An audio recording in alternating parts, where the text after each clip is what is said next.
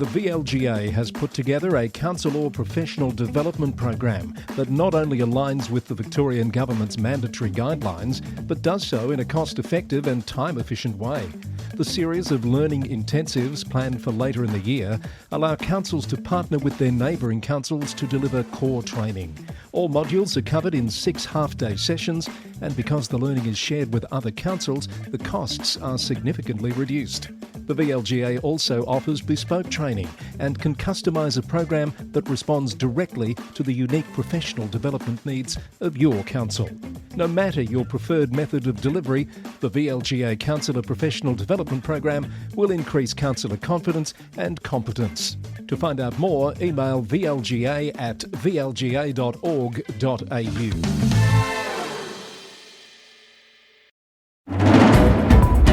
Today on the Roundup, a new operating model for G21 as councils withdraw funding. An acting CEO becomes interim as a council recruitment moves ahead.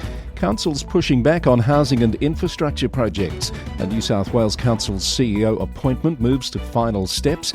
A new guideline released on free speech in local government. A cheeky campaign to bring a major retailer to a rural shire. And a mayor survives a leadership challenge. Hello, I'm Chris Eddy. This is the Local Government News Roundup. Stories from and about councils across Australia and beyond. And it's all brought to you by the Victorian Local Governance Association, the national broadcaster on all things local government, with support from Symphony 3, simple, connected customer experiences. It's Wednesday, the 4th of June. Thank you for joining me. Coming up later in this edition of the podcast, I have a good chat with Darrell Tiemens, who is the Mayor of Narrabri Shire Council, about a cheeky campaign to bring a major retailer to that shire and lots more that you might not already know about the Shire of Narrabri. Let's get into our Victorian roundup, and a major shift in the advocacy landscape has been confirmed in the Greater Geelong region this week. The G21 Alliance, largely funded by 5 member councils, has confirmed it is pursuing a new operating model with its chief executive and 2 staff members to be made redundant. That's according to a report from the Geelong Advertiser, which says major funding allocations from Greater Geelong and Surf Coast councils are expected to be withdrawn from their draft budgets. That follows the Borough of Queenscliff withdrawing its commitment earlier in the year. The Alliance has cash reserves which are expected to be used on advocacy projects in the short term. It's understood the existing board will remain in place with a subcommittee to be formed to consider how the Alliance will function in future. The news comes as Greater Geelong Council announces new alliance agreements with the City of Wyndham to its east and Devonport City Council in Tasmania. The Devonport agreement seeks to leverage opportunities from the Spirit of Tasmania, which connects the 2 cities. Both councils are said to be keen to capitalise on those opportunities and showcase the best that the 2 cities have to offer visitors. Meanwhile, Geelong and Wyndham have signed a 5-year MOU and are working on an Avalon corridor strategy as a priority. They'll work together on advocacy projects and facilitate jobs growth across the 2 municipalities, among other aims from the partnership. Colac-Otway Shire Council has extended the tenure of its acting CEO, Andrew Tenney, announcing that he'll continue as interim CEO until the appointment of a permanent CEO. Mr Tenney has been in the acting CEO position since the resignation of Anne Howard, who is taking up the CEO job at Darrell City Council next month. While the recruitment process for a permanent CEO is underway, Mayor Jason Schramm said Mr Tenney's experience and steady guidance will support the organisation efficiently. Melbourne's Lord Mayor Nick Rees is asking the state government to consult on implementing a 30 km/h speed limit across East Melbourne, according to a report from The Age. It's thought the speed reduction would improve safety and prevent motorists from using the suburb's small streets as shortcuts to the MCG or the city. 30 km/h zones are already in place on local streets in nearby Fitzroy and Collingwood. A similar zone in East Melbourne would be the first in the Melbourne LGA, and the Lord Mayor is on board if there's community support for the idea. Monash Council has rejected a proposal to rezone a former quarry and landfill site in Oakley South for housing. holding serious concerns about contamination management and geotechnical issues. The Council's submission to the Minister for Planning outlines multiple objections, including insufficient detail for contamination management, lack of clarity in planning controls, and concerns about public space contributions and planning permit responsibilities. Mayor Paul Classaris said he hoped the Council could work with the Minister for Planning to address its concerns about the proposal. The Age has reported on the Victorian Government's approval of a controversial 17-storey community housing tower in Greensborough, overriding the objections of Banyule Council about building height, parking and apartment mix. The decision is part of the government's fast-track development facilitation program, with 11 major residential projects approved already this year. Planning Minister Sonia Kilkenny's use of her power to bypass councils is not sitting well with local councils and opposition MPs who are arguing that community needs and consultation are being sidelined. Northern Grampians Shire Council is the latest to reject the VNI West transmission line project, which proposes to construct 500 kilovolt power lines through prime agricultural land from Bulgana to north of St Arnaud. The council is calling on the state government to develop an alternative proposal due to its concerns about food security, mental health impacts and violation of the Paris Agreement's protection of farming land. And East Gippsland Shire Council has secured a New Zealand disaster recovery expert as keynote speaker for its 2025 Rising Strong Forum on Friday. Lucy Kaiser heads a diverse lineup of experts who will discuss community resilience and recovery 5 years after the Black Summer bushfires. The forum, which will be both in-person and live-streamed, aims to reflect on the region's recovery journey while exploring strategies for future preparedness through topics including mental health, economic resilience and Indigenous community resilience. Heading our council news briefs on a similar note, Greater Shepparton City Council has been selected by the University of Canberra to develop a regional wellbeing framework aimed at placing community wellbeing at the centre of local decision-making. It's part of a national project funded by the Gardner Foundation and includes a free implementing wellbeing leadership program for local leaders and advocates. The iconic Castlemaine Art Museum building will undergo a $6 million redevelopment led by Mount Alexander Shire Council in partnership with the museum and the Victorian Government. The redevelopment will focus on improving accessibility and preserving heritage elements.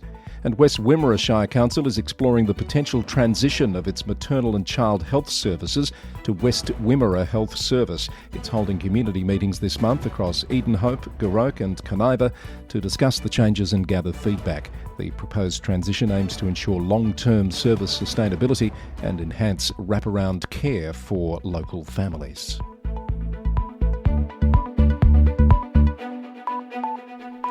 You're listening to the Local Government News Roundup, brought to you by the Victorian Local Governance Association, which has launched the Young Councillors Network, open to all Victorian councillors aged 40 years and under. It aims to be the support group for younger councillors across the state, sharing conversations, key learnings, observations and ideas. Registered now as a member and you can join the first in-person networking event coming up on Friday the 6th of June. Find out more on the VLGA website. Registration is free for councillors aged 40 and under from VLGA member councils. Time for the New South Wales report, and an announcement on the appointment of a new General Manager for Goulburn Mulwaree Council is imminent after an extraordinary council meeting yesterday. The council says it has progressed to the final stages of the process, with Mayor Nina Dillon having been authorised to negotiate and finalise the terms of the appointment with the preferred candidate. The name of the successful candidate has not yet been revealed, and the council said that if that person declines the offer, the second-ranked applicant will be offered the position under the same terms. In March, the council re-advertised the position after a first round of interviews failed to produce a preferred candidate. The Office of Local Government in New South Wales has issued a comprehensive guideline on free speech in local government that councils and officials must consider when exercising their functions. It covers aspects such as political communication, councillor engagement and media policies. The guideline provides practical direction on how councils should balance free speech with regulatory requirements while ensuring councillors can effectively engage with their communities. The free speech guideline is also to be considered by conduct reviewers when dealing with code of conduct matters that have been referred to them. Wollongong City Council has unanimously voted to formally oppose job cuts at the University of Wollongong over concerns about the potential negative impact on the region's economy and culture. As the region's second largest employer after BlueScope, the university is seen as crucial to local innovation and education. Region Illawarra reported that the resolution called for the council to write to the university asking them to stop the job cuts and engage with staff about other potential financial savings. 3 councillors, including the Lord Mayor, absented themselves from the debate after declaring conflicts of interest. A busy time for officers at Bayside Council acting on some of the council's latest resolutions. Work will be getting underway on a number of issues resolved by the council, from the appearance of construction sites to e-bike safety and more. The council will explore ways to improve construction site hoardings through public art and creative designs, following a notice of motion seeking to enhance streetscape aesthetics and to deter graffiti and vandalism. The council will also investigate solutions to address community concerns about safety and amenity issues due to the growth of e-bike operators in the area. And publicly accessible rooftop recreational areas could be included in new commercial and industrial developments. That's the focus of an investigation aiming to expand outdoor recreation space by looking at creative uses for rooftops, particularly in high-density areas like Mascot. The outcome of all that work will form reports to be considered at future meetings of the council. The Manly Daily has reported on a change in policy by Northern Beaches Council on memorial benches on beaches and headlands. A new policy will limit the benches, with over 700 existing memorials and more than 70 annual requests, meaning many locations have reached capacity. The council is encouraging tree planting as an alternative memorial option and will only consider new benches in locations with an identified need. Existing memorials will not be affected by the new policy. And Narrabri Shire Council has launched a creative campaign called #BringBackSocksAndJocks to highlight how residents of Australia's cotton capital paradoxically cannot buy basic cotton clothing items in their own town, despite the region producing 11.6% of the nation's cotton. The campaign aims to attract major retailers to the area, while sparking a broader conversation about retail inequality between regional and metropolitan areas. For more on this unique campaign, I'll be joined a little later in this episode by the Mayor of Narrabri Shire, Darrell Tiemens. But for now, let's move on into Queensland. Ipswich City Council has adopted a new planning scheme that will enable the construction of 100,000 homes over the next 20 years, aiming to address housing affordability and accommodate a population expected to double to over 500,000 by 2046. The Ipswich City Plan, which comes into effect on the 1st of July, promotes building up rather than out, with reduced regulations for secondary dwellings, while also protecting established suburbs and incorporating strict flood mitigation requirements. Channel 9's Today Show will broadcast live from the Mount Isa Mines Rodeo in August, with the City Council and the rodeo each contributing $25,000 to bring the production team to the city.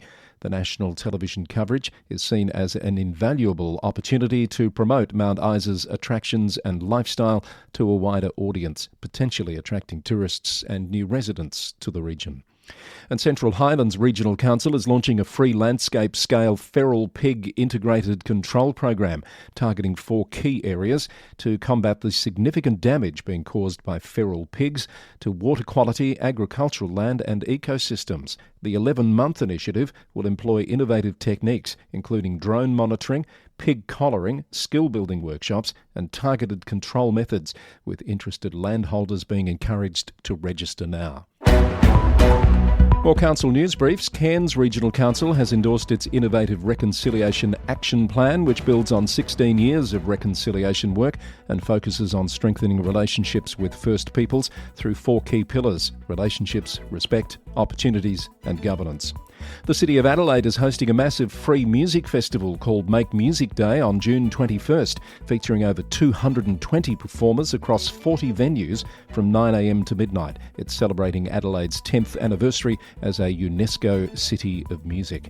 And work has commenced on Tweed Shire Council's new $33 million depot in South Murwillumbah's Industry Central precinct. The new depot will replace the flood-prone Buchanan Street facility and is scheduled for completion in June next year.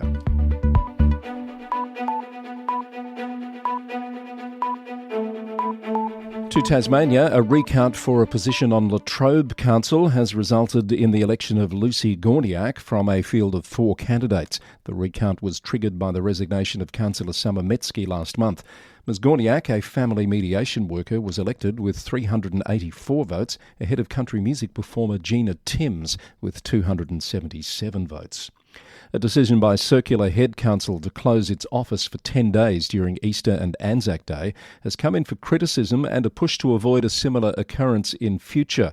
A councillor motion to ensure the office remains open every weekday except public holidays has met with pushback from staff, according to the Advocate. There are fears of what it would mean for the Christmas-New Year break, which is embedded in a staff enterprise agreement. The matter has been referred to a council workshop for further discussion. A restaurant in Adelaide has had its outdoor dining parklet removed by the City Council after accumulating $34,000 in unpaid permit fees. In Daily reported that the owner of Jack and Jill's on Pirrie Street has been protesting about fee disparities between different types of outdoor dining. The parklet took up 3 paid parking spaces, which would have generated $60,000 per annum in revenue if not being used for outdoor dining. Council CEO Michael Sedgman said the matter had been going on for some time without resolution, and removal of the parklet was the council's only remaining option. 13 South Australian councils will share in $1.45 million in grant funding through the South Australia Climate Ready Coasts program to develop strategies protecting the state's coastline from severe weather events and climate change impacts. The funding will support various projects including real-time monitoring, coastal hazard adaptation planning and nature-based solutions. Funded councils include the cities of Onkaparinga and Port Lincoln and Kingston and Robe district councils. In the Northern Territory, Litchfield Council Mayor Doug Barden has faced an attempted leadership challenge from his Deputy Mayor Mark Sidey. The NT News reported that Councillor Sidey put forward a motion for a vote of no confidence based on claims that the Mayor no longer lives in the Litchfield area. Councillor Barden strongly rejected the claims as baseless, describing the situation as really disappointing. After being tabled, the motion was moved into a confidential session. Councillor Barden has suggested the attempted coup was driven by Councillor Sidey's personal ambition to become mayor in the upcoming local government elections, which are less than 3 months away. And the City of Melville in WA has announced good news for local projects. $2.8 million in Lottery West funding is coming its way. $2.35 million for the Gulagatup Heathcote Lowerlands Renewal Project and $465,000 for the Esplanade Park.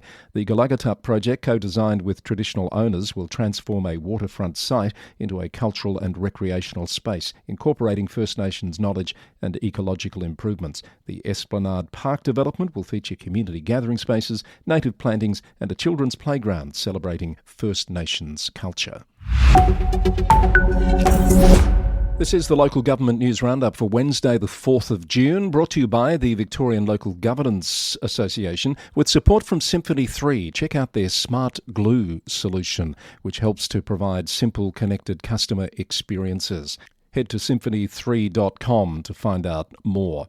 Don't go anywhere after the Global Roundup. I'm being joined by Darrell, the Mayor of Narrabri Shire Council, for a chat about their unique new campaign and other things Narrabri today. But first, a quick look at some stories making news in local government land beyond Australia. In the UK, Reform UK has announced the creation of a Doge unit, a team of software engineers, data analysts and forensic auditors modelled after Elon Musk's US Department of Government Efficiency, which will begin reviewing council spending and efficiency. Reform gained control of 10 local councils in recent elections, and the Waste and Efficiency program is set to start with Kent Council, according to The Telegraph. The party has promised to tackle waste and inefficiency in local government spending while improving services.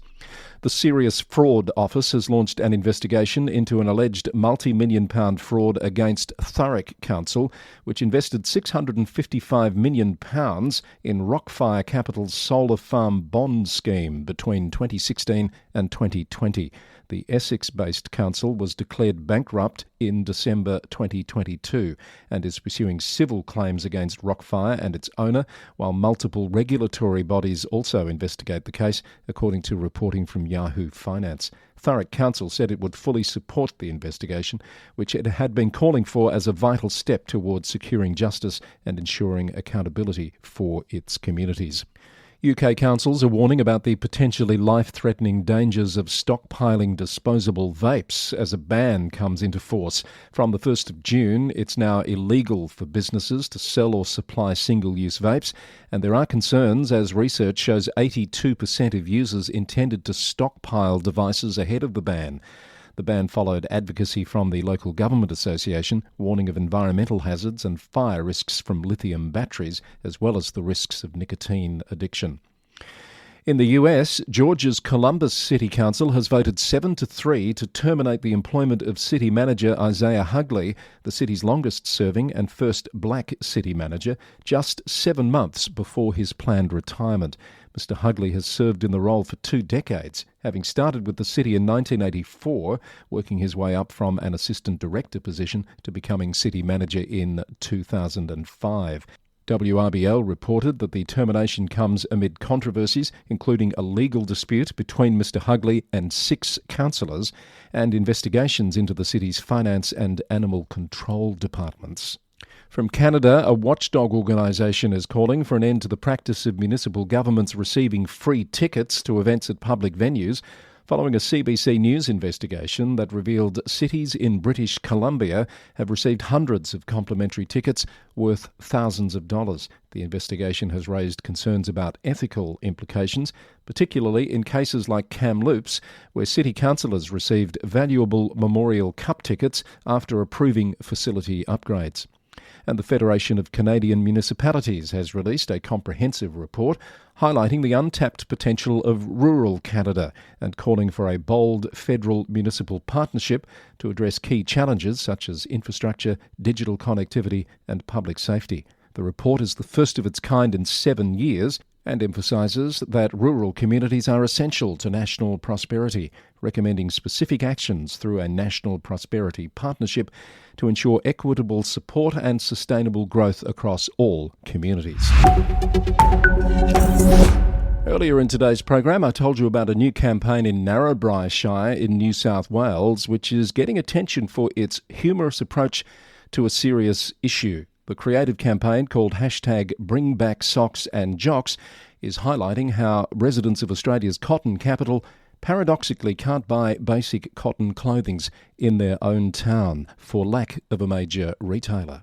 Darrell Tiemens is the Mayor of Narrabri Shire Council, and I'm delighted to say he's joining me now on the podcast. Hello, Mayor Tiemens, how are you? Hello, Chris, and hello, listeners. Good to have you here. Just set the scene for the uninitiated. Narrabri, I know you're inland in New South Wales. What does that community look like? So I'll give you a sense of exactly where our geography is. So if you've been to Coffs Harbour, a lot of people have been to Coffs Harbour on the coast. And if you were to travel 5 hours inland at exactly the same latitude as Coffs Harbour, you would hit the town of Narrabri. Narrabri is a town amongst many towns within the Narrabri Shire. We've got a lot of little towns and villages right across this big shire. The shire is 13,000 square kilometres. It's bigger than many countries around the world. Yeah. And yes, it's got a population of about 13,000 people. But we've been relatively growing over the last few years. So it's we're really interesting because we're at the crossroads of both the Newell Highway and also the Kamilaroi Highway. They're 2 very, very important highways. We're right at the crossroads.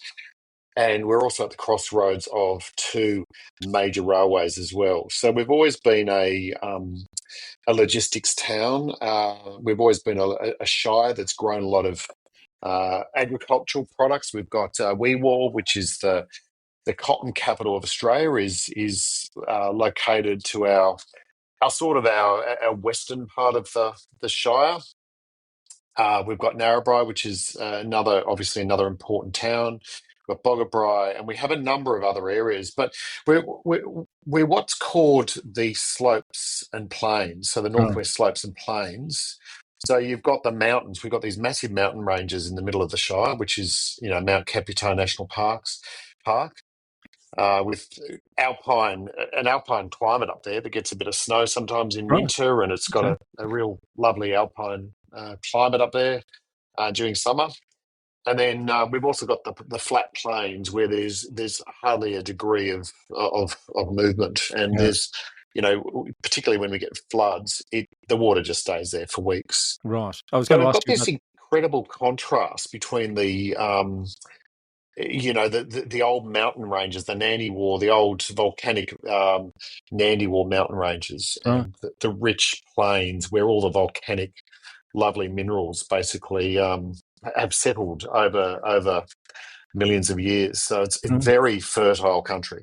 Fascinating. And I was going to ask you about floods because, as you say, 5 hours inland, a lot of floods. If you go back that other direction towards the coast, that's where a lot of the floods have been at recent times, haven't they? You haven't been Yeah. affected by those? No, we've missed out, but literally back in look only about 2 months ago we were emergency flood affected, and we Right. were declared by the federal government, state government as flood affected, and we did receive that emergency treatment from federal government, and we're very lucky to have received that classification. But Yeah. we are the third most flood affected shire in New South Wales. But Right. having said that, it really, it brings some wonderful water to many of our farmers. But it really does affect some of our towns. But I think there's the ebbs and flows. People are, get quite used to that after a while. Yeah. Interesting picture you've painted, and one of the reasons I wanted to talk to you is about the farming. In a way, you've got cotton farming there. You produce, I think, more than 10%, 11% of Australia's cotton, but you can't actually buy any cotton products in your Yeah. shire because you don't have any retailers. You've developed this retail attraction campaign. Tell me how this came about. I think it's been look. That is the great irony. Look, this is Australia is a country full of great ironies. We we talk about the ironies constantly, where it's we're a country of glut, but we're also a country of great shortages as well. And cotton is something we produce the genetics in Narrabri Shire, and we produce a lot of the genetics that is found its way in cotton right across, not just Australia, but across the world. So we've Mm. got cottonseed distributors, we've got the CSIRO, we've got DPI, we've got a number of organisations that they're scientists that produced a lot of the great genetics that the world is using to use less chemicals and less water, and greater yields, etc. And yet Mm. Australia doesn't spin. Australia doesn't spin any of its own cotton anymore. We send it all over to India and China, of Oh, course. okay. One day, maybe that'll come back to us. I don't know. Mm. But we also we've got a town and a set of towns and a shire where it's very, very hard to buy budget socks and jocks. And of course, Mm. you can jump online, Yeah. but anyone with a family will know that it's really difficult to to to buy socks and jocks online. It's a very intimate process, and it's whether it's bras or socks or jocks or any of these things. If you're trying to clothe a small family, it's really hard, and you can be ripped off. I mean, buying stuff online can be horrendously expensive as well, Mm. particularly if you get the sizing wrong or any of that Yeah. stuff. So, Hence this new campaign hashtag Bring yep, Back Socks and Jocks to Narrabri. The cotton that you're producing, it's billions of dollars worth of economic output, oh, isn't it? So yeah. so given that, why do you think no major retailers want to set up in Narrabri Shire? Well, we did have Target. We had Country Target, and Country Target. was a major, one of our major suppliers in Narrabri Shire, and they closed down a few years ago around COVID. They closed down in many places, and I think it's a real tragedy. We tried to get them to stay, but um, you know, one Mm. thing led to another, and they didn't stay. And that store has been replaced by a furniture store. So we do have big retailers here, but we've just got this a bit of a gap. But what you're doing here is highlighting a broader issue, aren't you, about that divide between regional and metropolitan communities, and shining a light on a conversation that perhaps needs to be had more broadly? Yeah, look, I'm very careful with the word regional. I tend to use the word rural and remote Right. because the federal government uses the term regional, and according to them, Newcastle and Wollongong are regional, which is just Yeah. garbage. Yeah. They're major cities with major infrastructure and True. no want for anything really. But rural and remote areas, we are expected you know, to have incredible amount of professionals that run some of these large agricultural corporates. We have a big mining presence in Narrabri Shire, and we are expected to pay our fair share of tax. And we have a lot of professional families that just expect things to be pretty similar to the way they are in Melbourne, Geelong, Sydney, Wollongong, wherever. And when they come out here, they just go, Mm. sometimes our hospitals are not quite, we've got one of our hospitals in our shire that has an emergency department that closes at 5:30 every night. The only No one in emergencies. Australia that does that. No No, emergencies after 5. no. And there's 18 Yeah. beds and they're empty every night. So it's Right. that kind of stuff. It's that I think the interesting thing is that years ago, and you've probably heard this 1,000 times before, but years ago, city people always had country cousins. Mm. Uh, Many people in Sydney and Melbourne and Geelong probably haven't left the outskirts of their town. The most, they might go to Bali or Fiji or they might go to the Gold Coast, but none of them, very few of them, have any real meaningful connection with people who live in the country, people who grow the food and fibre that they rely on. They also don't understand how wonderful it is out here. So I'm trying to Yeah. paint a picture that we love it out here. It is great. There is, there's a community, there's a connection. We've got a lot more meaning. Sorry to besmirch my, you know, brothers and sisters in the city, but we have a lot more meaning in our lives out here than, because we know our communities. Most of us Yeah. are volunteering. Most of us are fireys, or we're involved in the local footy club. We love it out here, but Mm. we also do have there's some gaps, and there's Yes. some gaps that the major retailers are ignoring, and they're ignoring at their own peril because the cities are full.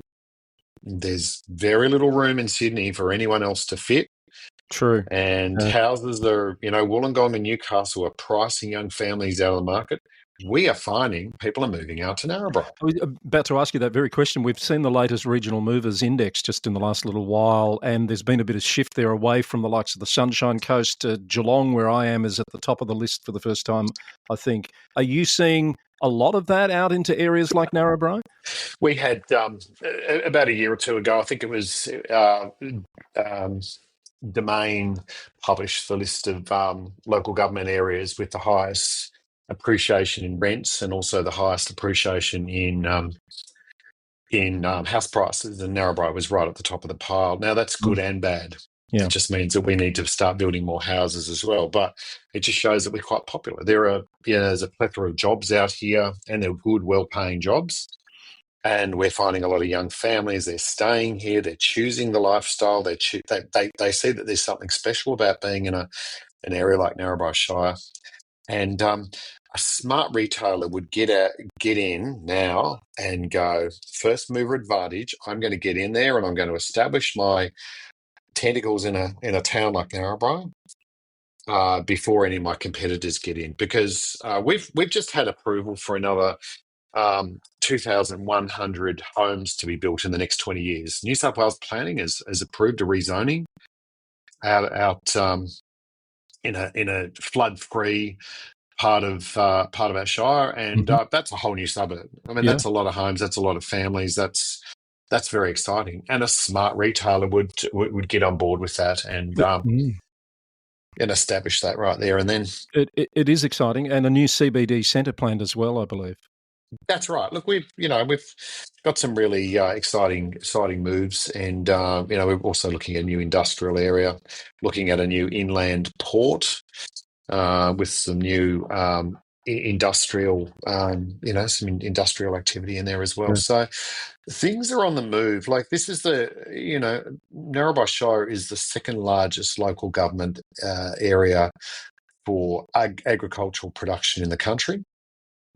It's the second largest economy in the northwest of New South Wales after Tamworth, double the size of any of the other towns nearby, and the other shires nearby.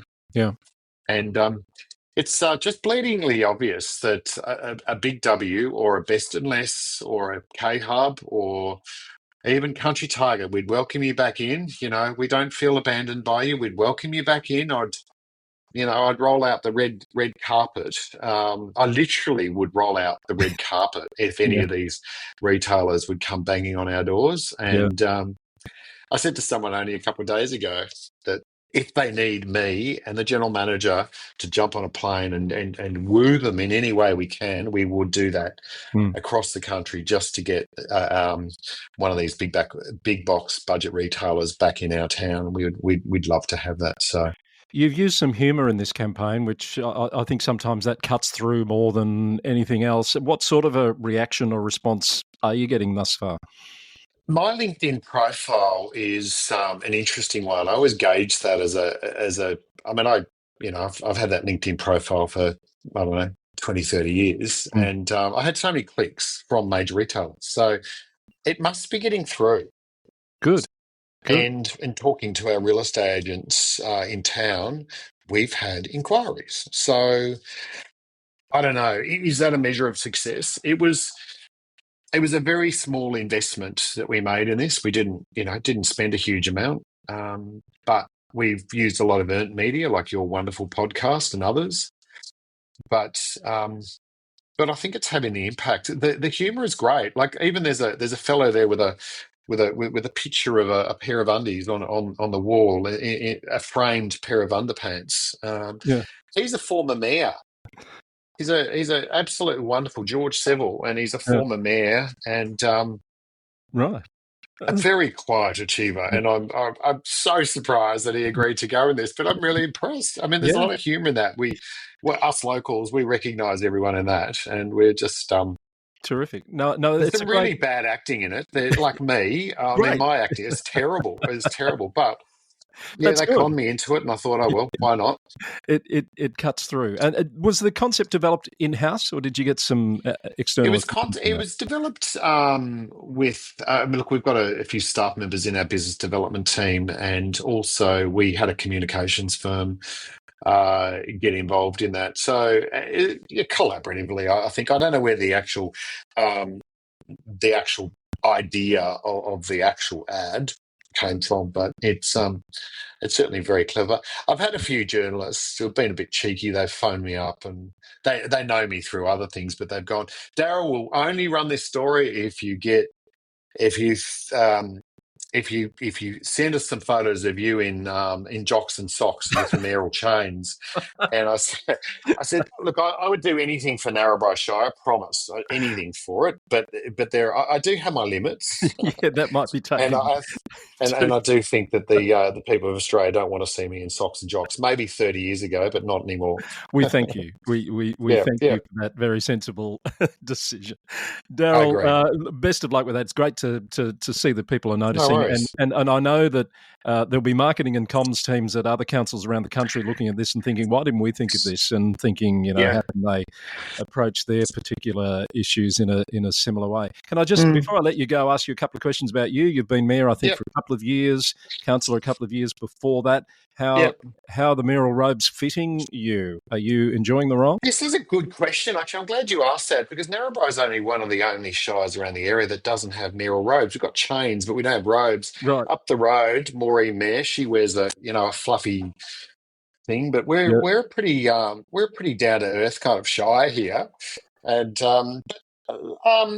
people say to me, "You enjoying the job of mayor?" Enjoyment is not something I would say. It's not really what you'd call an enjoyable job. It's deeply satisfying because you can spend time getting to know members of the public. You can spend time with the businesses and lots of stuff, and you get to know people and really go into bat for people. That's what I like. Yeah. We've also got, no matter where your politics lie, whatever, I can pick up the phone and I can phone up a minister with a problem, and um, it'll be solved within hours. So that can be deeply satisfying. wh- I think the role of mayors is undervalued, or the role of councillors is undervalued in New Yeah. South Wales. It's practically a charitable role. The remuneration is pretty Yeah. pretty dismal. But Nobody does it having for the said money. that, I didn't do it for that. It's Mm. more of a a deeply satisfying voluntary role, I guess, in many respects, Yeah. and it's good. And you don't have directly elected mayors in Narrabri, do you? You've been elected from amongst your councillors? Amongst the peers, yes, we Yeah. have 9 councillors, and they elected me unanimously at the last after the last election, which was last September. And every 2 years, there's a renewal period where they have to decide whether they want to keep me Yeah. or, Yeah. let someone else to do it. I am looking for a replacement. I'm always on the lookout because I'm busy. I'm a farmer. I've got a business in town. I'm a paid firefighter as well, Right. and other stuff. So I'm yeah, Very busy. yeah, I've got a few other strings to my bow. So So that's another good issue that you raise, and already I've spent more time chatting with you than I thought we would. But the succession planning, you raise a really good point there about where the next generation of leaders comes from in a community like yours, which is challenged in so many ways as you've outlined. Hmm. Look, it is the last elections. We ended up we had 38 candidates. We had 9 elected, and every single one of those 9 elected were most of them were young people, relatively young. I'm not really young, I guess. But I went from being the second youngest on council in the previous election, the previous council, to being, I think, probably the second oldest, Right. or maybe the third oldest. Yeah. So we've got a lot of people who run businesses, who work, in different roles, and we've got a. But I look around and I've had discussions with our local the councils, and I've said, any of you guys interested in maybe starting to think about stepping up as mayor? And there's not a lot of there's not a lot of desire for it. Maybe No. I think I might have just put them off a bit because I do it with a lot of gusto. But Yeah. I said you don't have to go quite as crazy as I do. But I don't know, whatever. Oh, well, let's hope somebody But is prepared. Yeah. succession planning is critical. You're Mm. absolutely right, and I think we've got to look for people who are, um, who've got a sense of vision, who've got a sense of really want to build their communities for the future. Yeah. And I think one of the critical things about local councils in New South Wales is there's a big difference between what people think councils do and what councillors do, and what they actually do and what powers they have. And like it's like mayor. Like people think mayors are like have this magical power that we can just Yeah. do anything. Like we're like king of the Shire. It's nothing like that. We're very similar to ministers. We think ministers, ministers of the Crown in, say, the Victorian government or New South Wales government have this incredible power that they can just wave their wand and all the roads are suddenly. It doesn't Yes. work like that. No. No. They It's not have true. Mm. most of their power rests in their bully pulpit, their ability to speak on behalf of the community. And sometimes they have reserve powers, and which mayors do in certain circumstances. But it's really about leading. It's about inspiring. It's about setting the strategy. It's about giving people comfort to certain ideas. It's about taking people on a journey. So, Well said. Thank you. We might have to leave it there, but I'd love to chat again. It's really good to meet you and to catch up with yeah, you. And best of luck with the hashtag Bring Back Socks and Jocks campaign for thanks, Narrabri. Chris. Thank you. And if any retailers are out there listening, my phone, is always open for you. Happy to, happy to have a beer with you in the local pub up here in Narrabri and show you the great potential of this place. There's an invitation too good to pass up. Thank you, Darrell Tiemens, Mayor of Narrabri, for joining us on the Local Government News Roundup. All the best. Thank you. And that's our podcast for today. Thanks so much for listening to the Local Government News Roundup, episode number 460, recorded on the morning of Wednesday, the 4th of June, 2025. Brought to you by the Victorian Local Governance Association, the national broadcaster on all things local government, with support from Symphony 3, simple, connected customer experiences. You can find out more about this episode, including story links, by heading to lgnewsroundup.com. The Local Government News Roundup is recorded in the city of Greater Geelong, Victoria, on the land of the Wadawurrung people of the Kulin Nation. Until next time, thanks for listening and bye for now.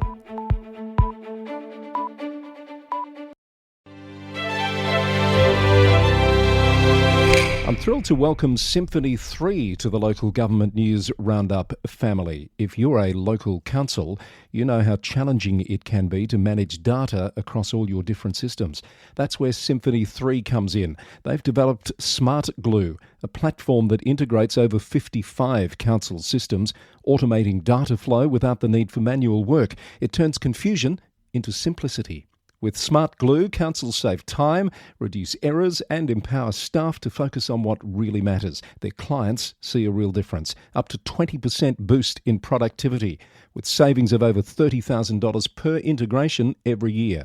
Symphony 3 helps councils work smarter, faster and more efficiently, all while better supporting the communities they serve.